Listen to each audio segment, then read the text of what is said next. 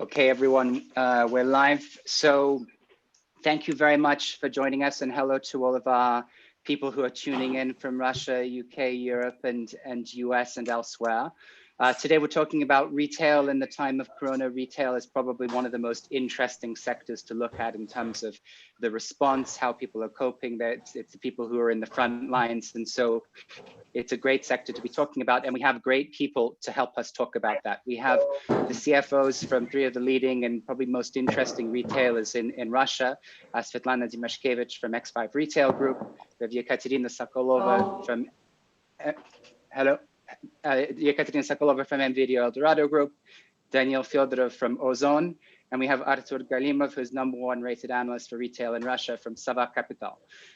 So I'm also joined here by Ben Aris, the managing editor of BNE IntelliNews, who is going to be co-moderating this discussion with me. So without further ado, I'm going to hand over to Ben to kick off our discussion. But basically, we're looking at what's really been happening in the last couple of months, what's really happening, and then even more importantly, where do we go from here, the months to come, and what does retail look like after we get out of all of this? These are some of the themes that we're hoping to explore today. And with that, I hand over to Ben. Hi, thanks for everyone for turning up. I guess the first question is, we've been hit by this massive crisis. Everybody around the world has been locked down for at least a month, and in some countries more. As retailers, your whole business turns around people turning up to the shops to buy things. And of course, food and a lot of the goods that you provide are essential. People have to go out. I was wanting to ask each of you if you could briefly describe what were your immediate reactions, because the problem is bringing people together in close proximity could possibly lead to infection. Nevertheless, they still need to come to the stores. What could you do in order to ensure both the public health, safety, and of course your own employees? Maybe we should start with X5, with Svetlana. Yeah, that's what I was going to propose. So, for us, the situation, I think, started to develop quite actively in March. We first saw peaking demand in our online, Перекресток online, in our online operations, and then in offline stores. And the peak was in middle of March, 2-3 days from March 15th to 17th. Actually, we had a big pressure on our logistics, and the biggest task for us was to ensure that just the shelves are not empty, and that we can provide uninterrupted supplies to our customers. And of course, you're right that the biggest priority for us also in that period is to ensure the safety of both our employees and customers in the stores. For that, we are providing all our employees with personal protection equipment, masks, gloves, and we also have disinfection liquids in the stores. We do regular disinfections within the stores using the external cleaning companies, and we do also regular tests of our employees if we have any reason to think that one of them may be sick. And of course, if we see that there is a contact between the sick employee and the other people in the shift, we change the shift fully. And the new shift of fully healthy employees is coming to the store. So that, of course, was a big planning effort and exercise for us in March. We actually started to prepare for this back in end of February, because we already saw this trend happening in Europe. So we started to making our additional supplies in our dark stores.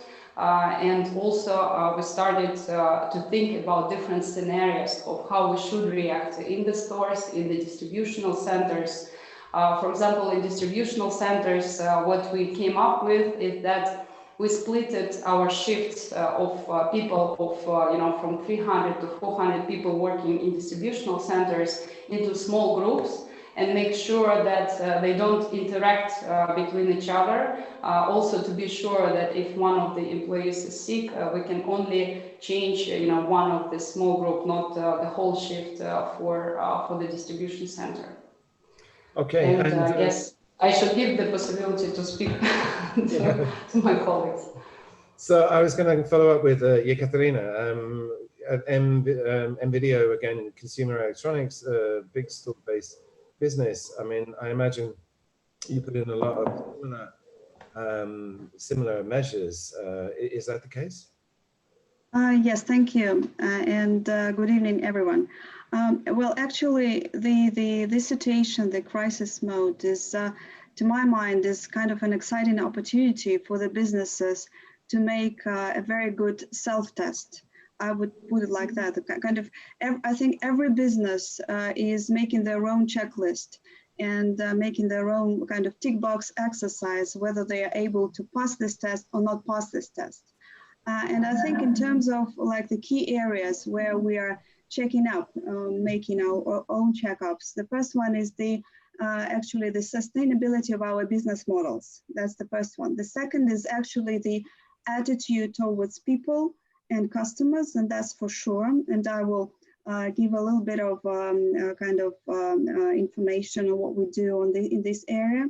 I think the third one is also another thing which is actually very important, is ability and flexibility to work in a survival mode in a different way, being really quick, flexible, being able to do partnerships with other companies. And probably the fourth one, which is more like finance related things, is like liquidity issues, credit portfolio optimizations, ability to manage costs, to cut budgets.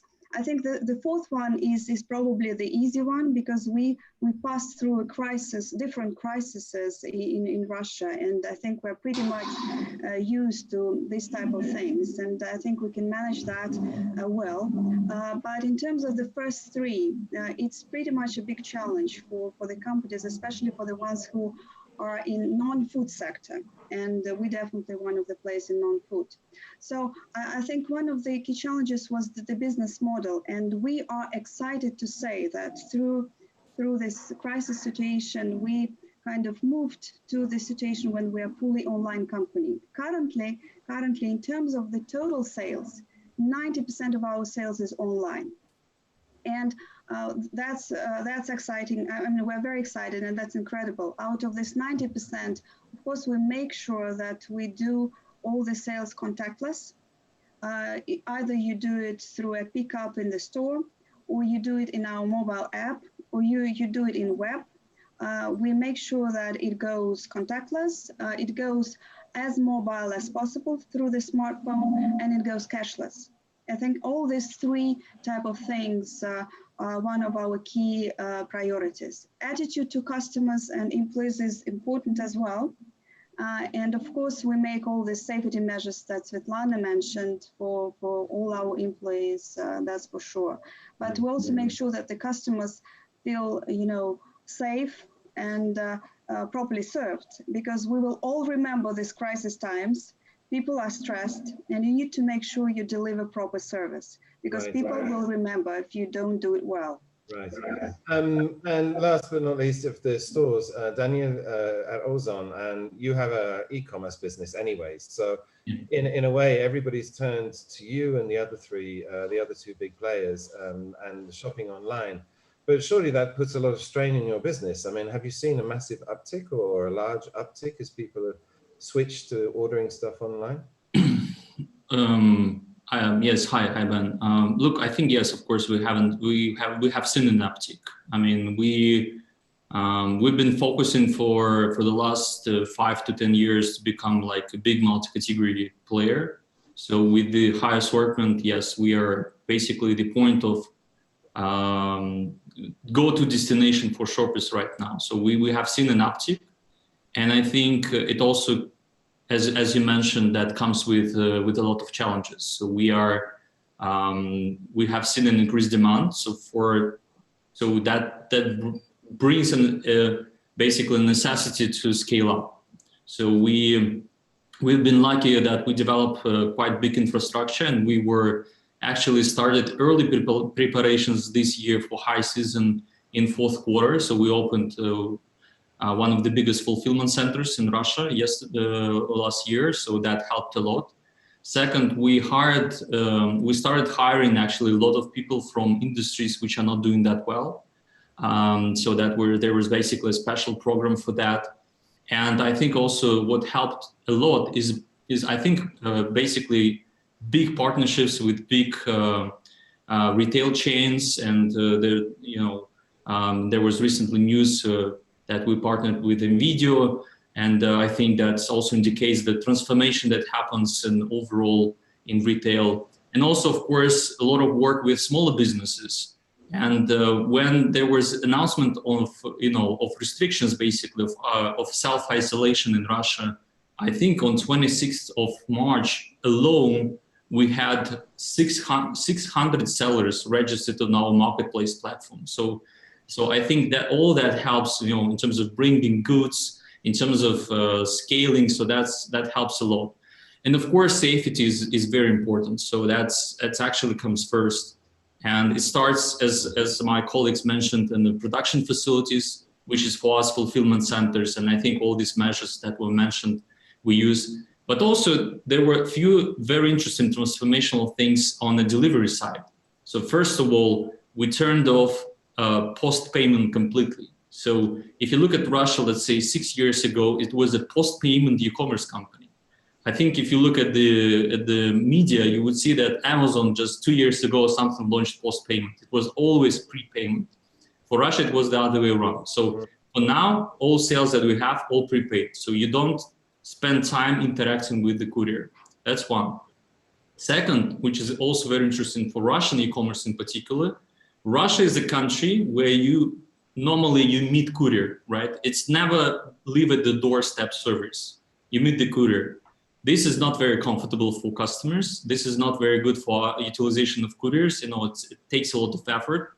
So for now, I mean, we introduced contactless delivery, basically living at the doorstep service. And we actually introduced it very early. We introduced it in August last year.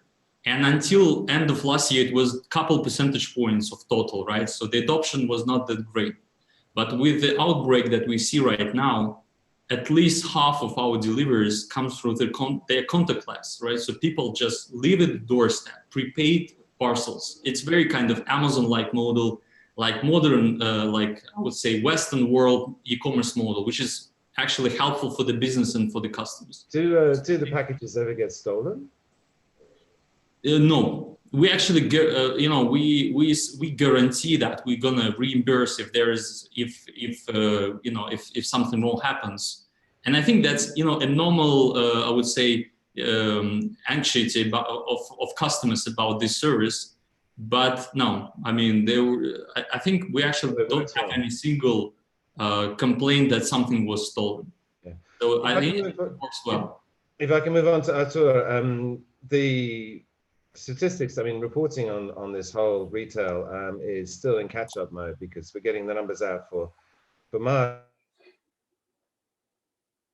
And the disappointment is that actually the first quarter of Russia retail was doing really well. I mean, real incomes have been falling, stagnating for the last 6 years. And in the last 3 months, there was actually a fast pickup. It looked like, Russia was recovering on the path to growth. And yet, of course, that's going to be totally undone now. But companies like X5, you guys just reported your figures and you saw a big pickup in March. So there's been a sort of corona-related boost as everyone stocked up for what they assumed was going to be isolation. But Artur, just how bad is it going to be? I mean, there's been a big bump and now there's going to be a big drop-off, or what's going to happen? Coming in a minute, Sveta.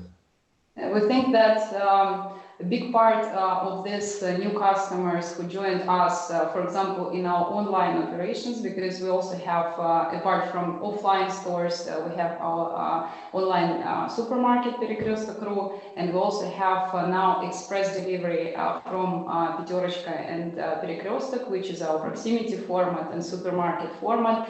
And we actually see quite a big growth there, above all our expectations. For example, in express delivery, which we just started in the beginning of this year, we already have more than 10,000 orders per day, and it's a very scalable model. And we think that a lot of customers, after using that during the pandemic situation, will continue to use it post-COVID, as we say. Nice. In addition I want to come on to the knock-on after the pandemic dies away. Artur, if you could please comment on what you think is going on in terms of what become this sort of roller coaster ride in retail. Yeah, obviously, I mean, to start with, Russian food retail obviously started the year at quite a positive note, and this was exacerbated in March. I think that's the first kind of the crisis when we saw that people massively increased purchases of not only non-food but also food. But obviously, it's I think it's a temporary effect. So far, we're seeing that April trading also shows elevated demand, although in terms of the sales mix, I think it looks more normalized relative to what it was in March. But going forward, obviously, I think there are quite material risks of some sort of a consumer downturn and trading down that we may see in the second half of the year. So far, official statistics only showed wages and consumer incomes dynamics in February and March, which wasn't that bad, but obviously it's just too early to be reflected in the numbers. But I think there are no doubts that given certain issues with employment and erosion of consumer income, overall consumer sentiment is very much likely to deteriorate in the second half of the year, which should be followed by some sort of a trading down in the, I think, base case scenario, or even lower consumption volumes in the worst case scenario, which is a little bit less likely, and hopefully we'll get to steer clear of this. But obviously, I think in a sense, there is a risk that very strong first quarter and April results could be overshadowed by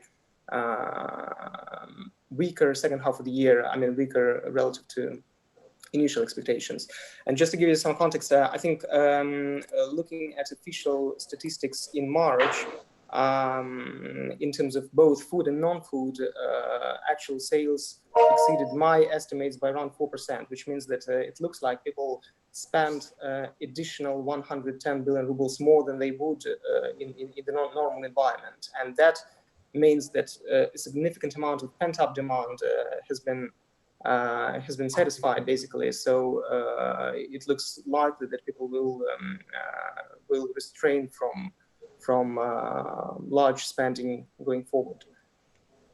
So I'd like to actually, if we can, I'd like to take the discussion. First of all, thank you for all the answers so far. That's given us a good picture of where we are today. And now what I'd like us to do is to try and sort of cast our minds into the future and sort of see what kinds of changes we're going to continue to see over the course of this year and beyond. And so first of all, I'll come back to our three retailers. We'll start with Svetlana.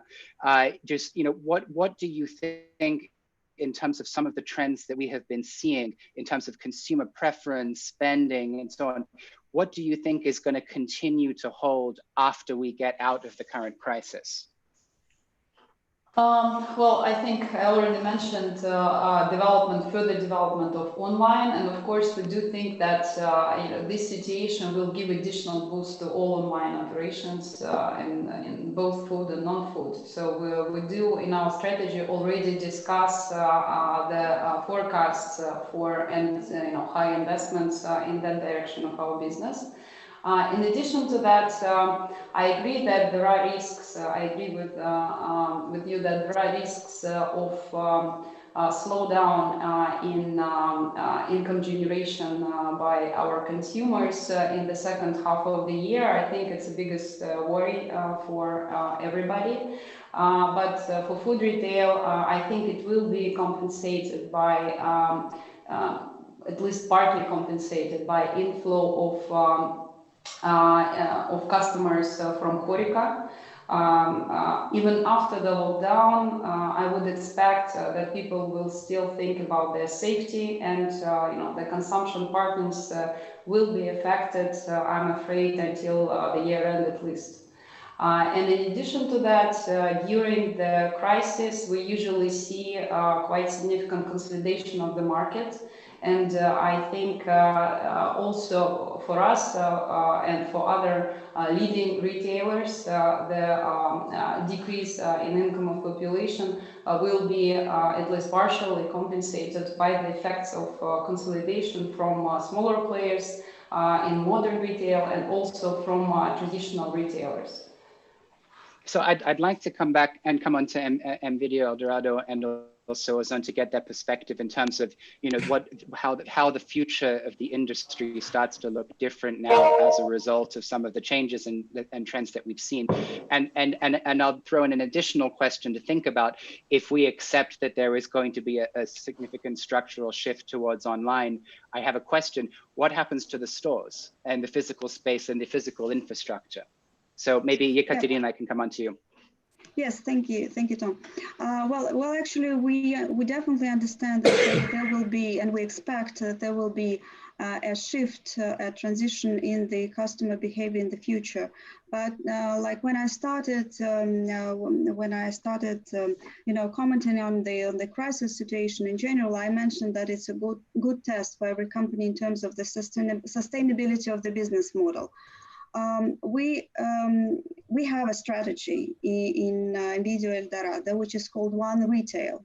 What that means actually, that means that we have no channels anymore for our customers. I mean, we never considered ourselves, we already for several years didn't consider ourselves as a traditional offline retailer. Our online sales comprise more than 50%, and we are the largest e-com player in consumer electronics segment. But what's more important is that customers actually interact and have different touch points with the company through different channels. They're using mobile apps, they're using web, they're using stores, by the way, for different purposes, for pickup, for getting some advice, for just feel and touch experience. What we are seeing right now is that actually all this is absolutely seamless. I mean, customers, they can start searching for products in online, in web, they can start the transaction in mobile app, and then they can finish the transaction picking up the product in the stores. In our strategy, stores were not kind of part of the offline channel as it's usually called. It was part of the online strategy development. So I think that the companies that have this online agenda as being one of the biggest priority will actually survive in the future. We definitely have. And as I mentioned at the beginning, we're happy to say that 90% of the total sales, and some days, by the way, our total sales are not different from the previous year, 90% of our sales is online. And that's really exciting. In terms of like kind of behavior, people are moving to smartphones. They are definitely going to mobile. People are more and more using cashless transactions. I mean, that's for sure. That's another trend that we will work with. And I think this crisis was also a very good test for all of us in terms of how we can build partnerships. I mean, I'm happy to say that we are partnering with Ozon, Daniel, thank you, with Svetlana, X5, thank you, because we are doing partnership with X5. We're using Peterочка stores as a pickup opportunity. We're doing partnership with Post of Russia, with the DPD, different last mile solutions with Get Taxi and Yandex Taxi. And that all happened within just 1-2 weeks. That's amazing. I mean, we were getting prepared for those partnerships for, I don't know, 1 year, 2 years, but that all went live within 2 weeks. And I think that's kind of also another new reality. We need to think of partnerships in the future, not only ecosystems, nice words, but partnerships as well. No, absolutely. And yes, Ben. I was going to jump in and a follow-up question, actually aimed at Daniel, that I was curious to see that obviously everybody has an online strategy, and in Russia it's been going very fast, but of course this crisis has catalyzed things. To what extent, how far has it gone And to what extent can the logistics systems that you've all been building cope with this? I mean, I know, for example, that Ozon's been heavily investing in the logistics, but I think online retail still only accounts for about 4.5% of the total retail, and it's been doubling every 2 years or so. It was expected to get to 8% next year, I think it was. But aren't we talking about a rapid acceleration and a much larger share of retail now going online? Daniel? Yeah, so that's a good question. Look, I think first of all, I think what we see right now is a dramatic change towards, of attitude towards the e-commerce. So that's and to online in general, right? Even the most conservative parts of the world, are changing their attitude. I just saw the news that, Oscar will consider this or next year films which are going online. That was never the case. You were supposed to be in cinemas, before. And on top of that, and it's not just, the customer, it's also about the government, for example. In Russia, we have numerous, there were a lot of things we've been fighting for, on the JAR side. And, we see that, we are welcome today. There were a lot of changes actually happening. We have, there is a big step towards liberalization of pharma sales online. A lot of things are actually, so a lot of tailwinds there. Because now it's not just something, online. It's not like several IT guys are doing something online. It's basically, it turns into being the basic stuff, very system important, I would say, things. So it's changing a lot. In Russia, there is no, in our mind, there is no e-commerce now. It's early days. We have, 4 or 5% of total retail. That's nothing. China is 25 or plus percent. And in Q1, it's probably over 30% online. This is the future. Maybe Artur's got a view on this. It's going very fast, but can you put some numbers on it? As Daniel was just saying, that actually the share of online is still relatively low compared to some of DM's developed markets. Do you think this is going to rapidly accelerate this, and the nature of retail is going to change, or what? Yeah, look, I think first of all, yes. It's the nature of retail is changing. You cannot ignore online, you cannot ignore internet. And I think strongest players, there is no such notation today is like offline store, right? Offline retail. It's offline, it's the boundaries between online and offline are a bit vague today, right? So, and my colleagues who are in the call today, they are all doing a lot of, I think, good job, good progress with being online. Still, value proposition is a bit different, and the models are different, but you cannot ignore online. So it's a lot of sales of, so-called offline retailers are online sales today. For us, of course, it's going to change. We were estimating that the share of online sales by 2025 will reach 10% of total retail sales, which means that market will gonna double to triple roughly. So that means, and that's a huge uptick that creates, about $30 billion opportunity for us. And for that, of course, you need logistics, as you mentioned. We have a $300 million investment plan. We open a lot of fulfillment centers. We also develop last mile delivery, especially today with courier delivery, share picking up. We also need to invest in courier delivery. So that is of course required. So that used to be biggest bottleneck in Russia. And this is something that, we are actively working on now. And it so far it pays off because we've been actually developing infrastructure beforehand. So we've been, as I mentioned, we've been preparing for Q4 already, and that helps because we are able to manage uptick in volumes. But we will continue. Again, this is just the beginning. I don't know if you heard of Ozon before this call, but I'm pretty much sure it's what we're aiming to build is a $10+ billion company, and that's very mentioned such company. if we hadn't heard them a few months ago, we definitely have now. Let me jump in, Ben, and ask a question to Artur to sort of follow on. We've talked about partnerships and how this might be one of the strategies for the future for retailers. I think that when we look at the Russian retail space, say in 5 years' time, goes without saying that the likes of X5 or NVIDIA or Ozon are going to be key players in that sector, but maybe not everyone will be. Not all of the names will still be there, and the industry, in terms of the composition, might look quite different. I'll ask Artur and then ask the other speakers if they'd like to provide an additional comment. How do you see the competitive space? Who are the main players? Not necessarily in names, but what do the retailers look like? First of all, I think it's amazing to see how the current situation gave a dramatic boost to the transformation of the retail industry, both food and non-food segments.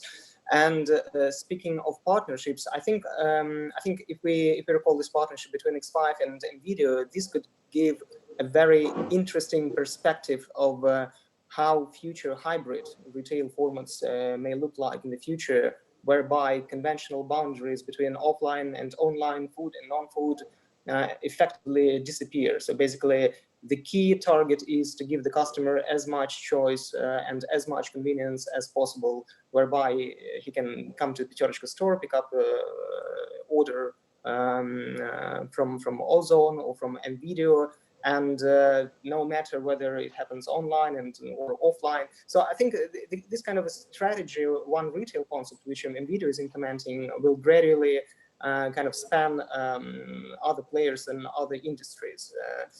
Getting back to Tom's previous questions about stores, I think it's not the choice of between online and offline to open stores or to develop digital channels.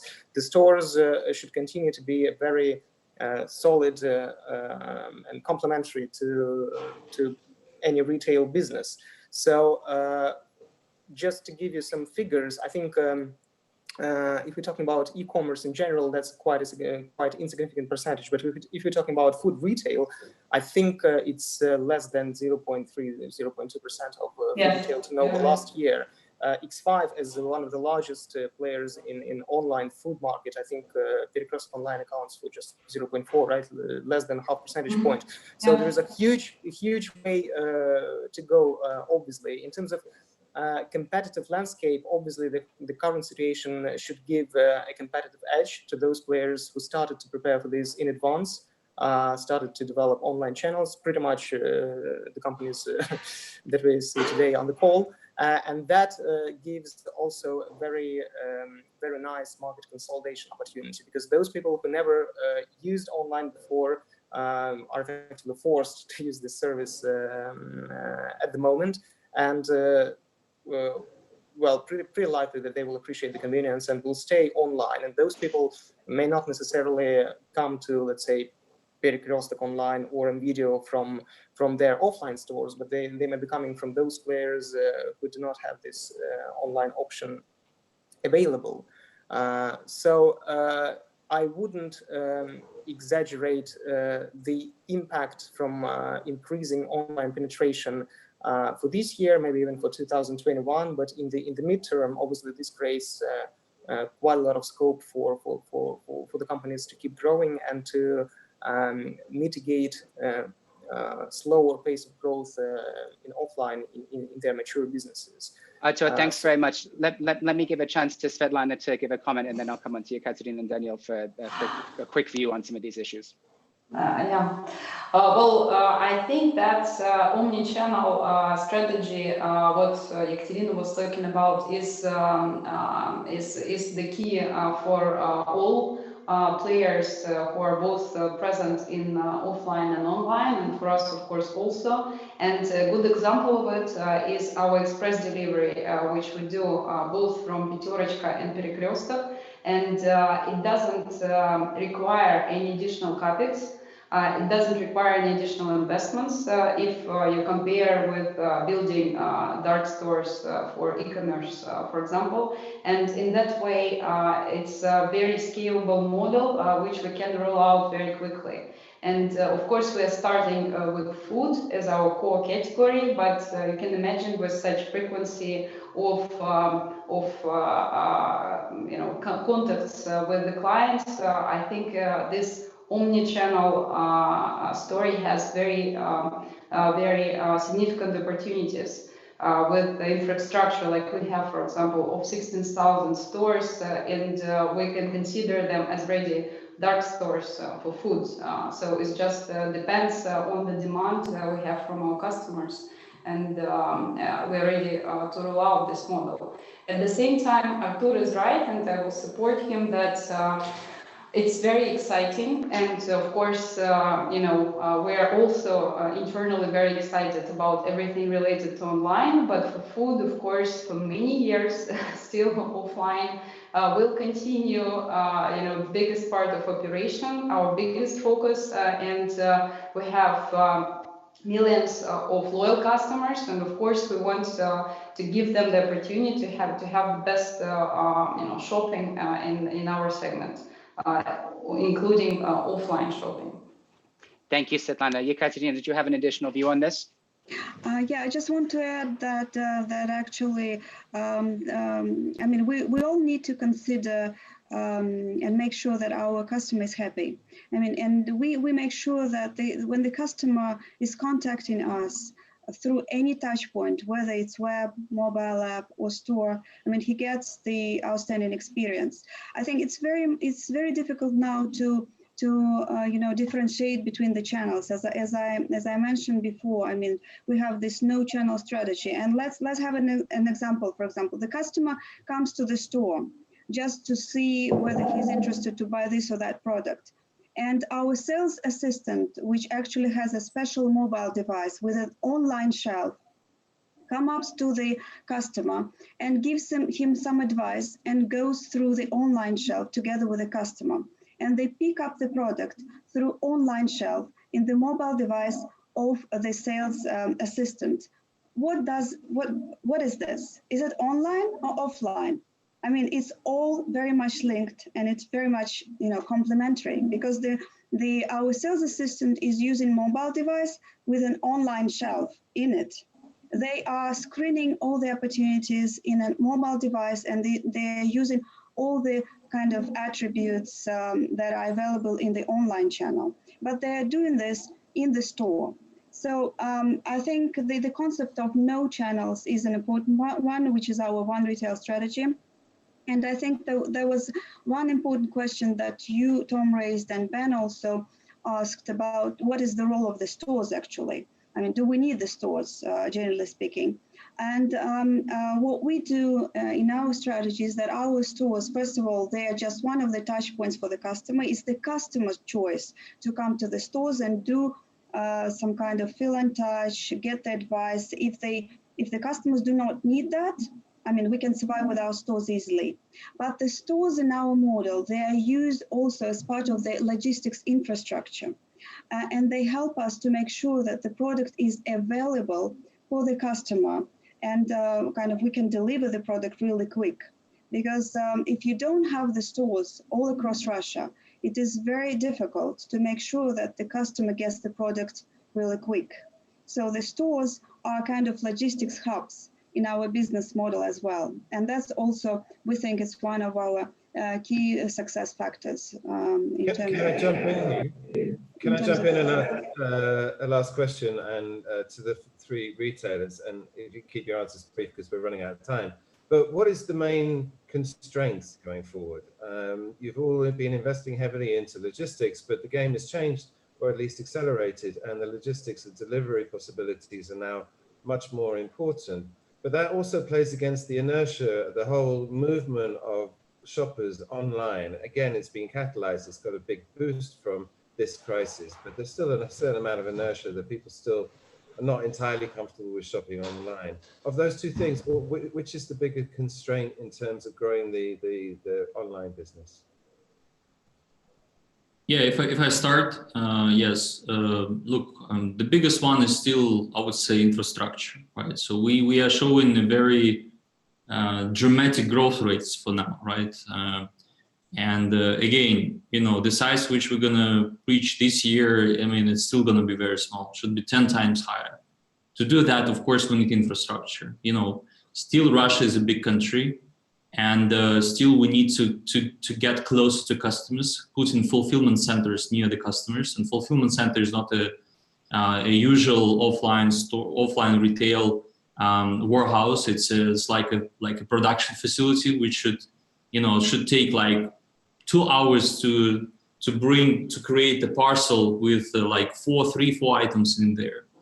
And this is, you know, the biggest bottleneck. I mean, I wouldn't say it's a bottleneck. I would say it's like an investment, right? So it's money required, to do that. So that's number one. On top of that, when you grow, when you double your sales or triple your sales, execution is also very important. And given that the industry is just developing, you know, finding talents, you know, who can actually execute. So these are two things. I mean, so this for us, I mean, and talents, you know, across the board, right? So in the commercial function, in finance, and predominantly in IT. So I think these two things, like, so these are the key challenges I would say for us to overcome. Okay, Sveta, can I ask you again? The business, the logistics. I'm assuming that the distribution logistics for the big cities, particularly Moscow and St. Pete, are fairly well developed. But as Daniel just said, the country is huge, and if you're going to roll out this for the whole country, I mean, doesn't that remain an issue? Would you say you're satisfied with the Millionki, the big urban centers? But yeah, there's still a lot to do. Daniel, let's Sveta answer. Yeah, sure. For us, we have two models in online delivery. First is Перекресток Online, and there the bottleneck is very similar to e-commerce because it's just FMCG food online proposition, supermarket.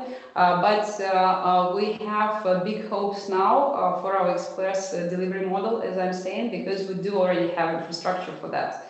We have offline stores and we have our logistics for online stores, and we can just deliver food from the offline stores. So that's, I think, a big growth point for us. In addition to that, I think probably being the big company with 250,000 employees, probably the biggest challenge for us is the speed of development and the agility.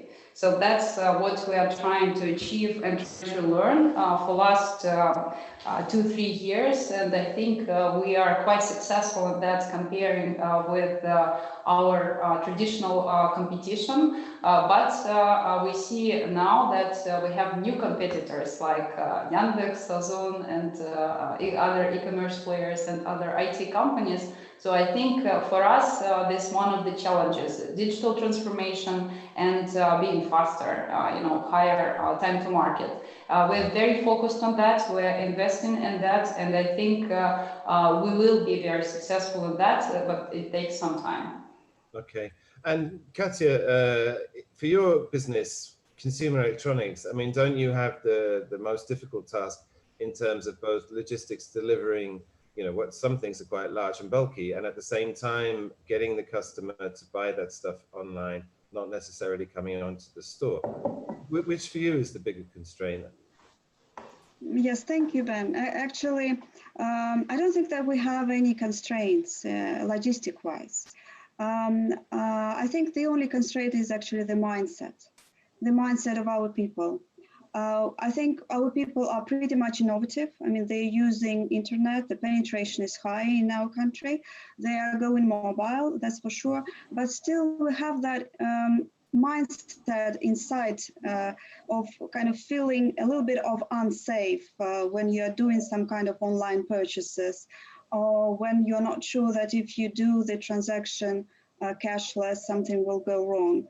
And I think that probably is one of the constraints that we should work with. We need to make sure that our customers feel a little bit more safe, and we can move forward together with them. But all the rest is the proper strategy and the proper execution. I think, really strong teams of professionals can do both well.